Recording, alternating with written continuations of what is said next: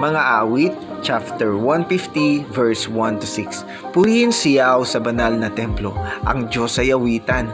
Purihin sa langit ang lakas na taglay. Siya ay purihin sa kanyang ginawa. Siya ay purihin sapagkat dakila. Purihin sa tugtog ng mga trumpeta, awitan sa saliw ng alpa at lira. Sa tugtog ng tambol, magsayaw purihin, mga alpa at plauta, lahat ay tugtugin. Ang Diyos ay purihin sa tugtog ng pumpyang. Sa lakas ng tugtog, siya ay papurihan. Purihin siyaw, lahat ng nilalang.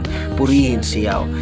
Tunay nga po na ito pong verse na ito ay nagpapakita ng kaaliwan ng Panginoon sa ating mga papurit, pasasalamat, paggamit ng mga instrumento, paggamit ng mga tambol, pumpyang, o ano man po klase na uri ng musika, violin, gitara, drums, or keyboard. Lahat po yan ay kasangkapan basta ang ating isipan ay nakatuon sa ating Panginoon. Ang Diyos po ay nalulugod dyan sapagkat wala pong kailangan sa ating ang Panginoon kundi ang pagpapasakop sa Kanya, ang pasasalamat at pagpupuri sa Kanyang mga dakilang gawa. So yan po, sana nagustuhan niyo po ang ating video ngayon. Paki-like and follow niyo po ang ating Facebook page at subscribe na rin po kayo sa ating YouTube. Maraming salamat po. We'll see you on next vlog. Sir Rap! See ya! God bless!